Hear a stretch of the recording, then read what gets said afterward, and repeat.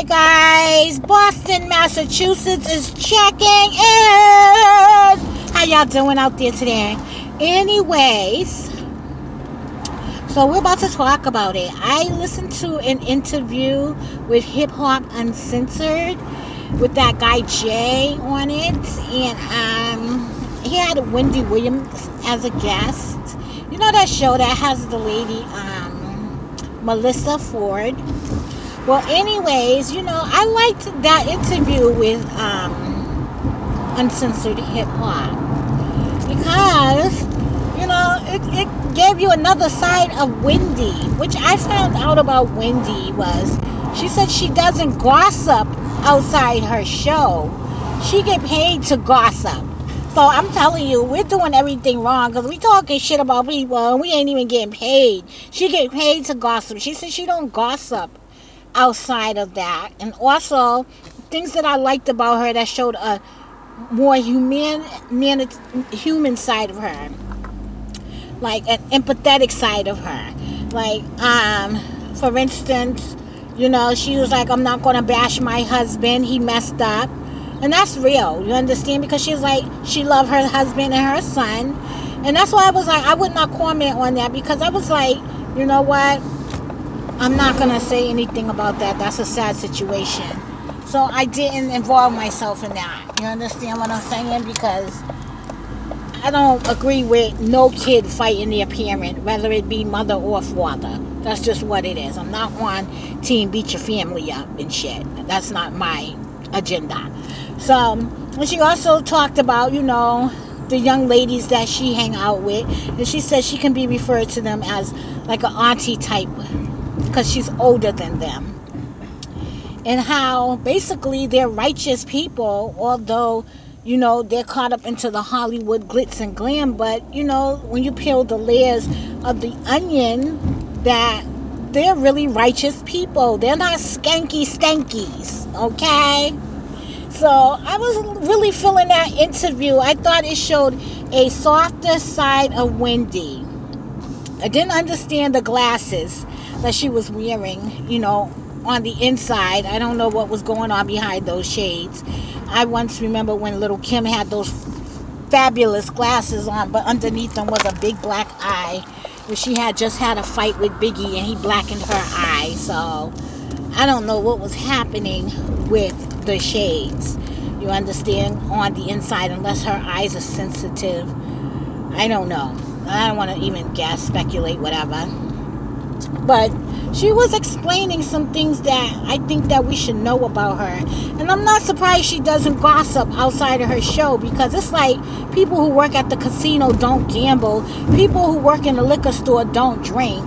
So you understand, they can do those jobs and do them very well because there's no attachment with those things and those, you know, the L stores and the casino. They don't have those problems. I don't know if people in their family have those problems, but you know, that's what it is. So I said all of that to say this: we doing something wrong, guys. You understand? And all of this gossip for nada. Like, what is the point of us gossiping about the celebs? Is the point that we're bringing the truth or what our opinion is as the truth? I don't know, but at least Wendy's getting that bag, and at least she doesn't gossip outside of that job. You understand? So I'm like, OMG. But I really like this side of Wendy. She's 55 years old. You know, she says she's booed up. I doubt it. At 50, you know what? 50, I'm like, I'll be 50. I don't got her status or her acclaim or her money. But I know one thing for certain and two things for sure. I just don't want to be bothered. Sometimes you just want to chill and relax at 50, like, you know, whether you have a man on your side or not. Like, boy, bye. You understand what I'm saying? So I get it. But I really dig that interview and that side of Wendy. I really like that. And you know what? That's what we need to see. That side of Wendy. Instead of the heartless side. You understand? Because That's what make us come after her and not feel empathy or sympathy for her, because she's always gossiping. But that is her job, and that is what she do. And that is how she explained herself and said basically, you know what? No. I don't. So the thing she's doing with people is establishing relationships so she can get their side of the story as opposed to what the media says. Also, I like the fact that, you know, she hangs out with her son, which I think that's good if it's a good relationship. And if it's a, you know, a close relationship, which it may be, you know, one son, I'm pretty sure that she's very protective. And like she said, I never thought that I would be the mom to hang out with my son. You know, one thing we can't do as the Hebrew Israelites in our culture, and even as being a celebrity, there was 2 sad stories of celebrity children deaths. And that would be Whitney Houston and Bobby Christina, and Anna Nicole Smith and her son Daniel. Those were some heartbreaking celebrity deaths that, you know, we just can't afford emotionally to go through that again. And you know what? I can't just see another child, you know what I'm saying, and mom just destroyed by the big machine, and just, you know, we lose them so soon despite the gossip and the celebrity status. Like, I never want to see anyone fall. You understand what I'm saying? I'm going to comment on some things, and some things I'm just not. That's why I'm kind of getting away from the gossip, because for me, the gossip was taking a lot out of me. Like, I was like, I don't want to be up in people's business like that. You understand? Because truthfully, I got my own business going on. And, you know, I'm just not a hater to that extent.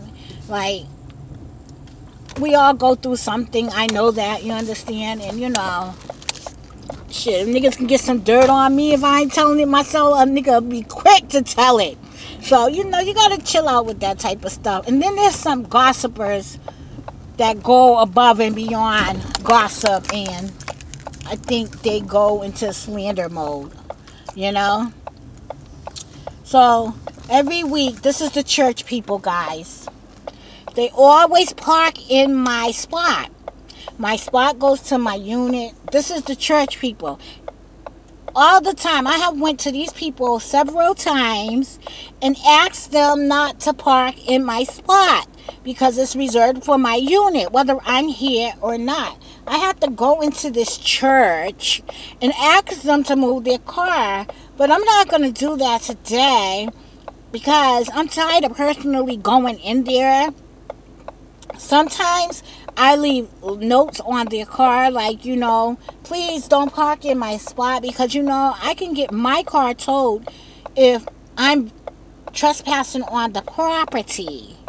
And remember, we had this huge argument, me and one of the church members, okay, about people parking in people's spot and taking advantage of the church. They're taking advantage of me, the church people. I have to always go in there and ask them, can they move their spot when they have an event. They should notify all their customers, all their, I don't know what you call them, the people that attend their events, attendees, that they should not park in this reserved spot. But they just don't get it.